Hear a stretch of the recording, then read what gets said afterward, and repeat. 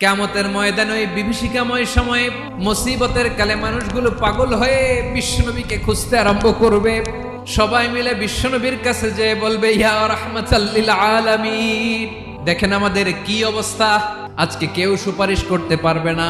সব নবীরা অপারগতা স্বীকার করেছে, তারা বলেছে আপনি ছাড়া কেউ নাকি আল্লাহর সামনে দাঁড়াতে পারবেন না, আপনি একটু সুপারিশ করেন। বিশ্বনবী মাকামে মাহমুদে যে আল্লাহু আকবার বলে সিজদায় লুটিয়ে পড়বেন। আল্লাহ রাব্বুল আলামিন বিশ্বনবীকে এমন কিছু চমৎকার শব্দ শিখাবেন, ওই শব্দগুলো দিয়ে আল্লাহর প্রশংসা করে বিশ্বনবী কাঁদতে আরম্ভ করবেন। রব্বুল আলামিন এই দৃশ্য থেকে সহ্য করতে পারবেন না। রব্বুল আলামিন বলবেন, ইয়া মুহাম্মদ ইরফা রাসা, ও নবী আপনি মাথা তোলেন, যা চাবেন তাই দেব। ওয়াশফা তুশাফা, যার জন্য সুপারিশ করবেন তার সুপারিশ কবুল করে নেব।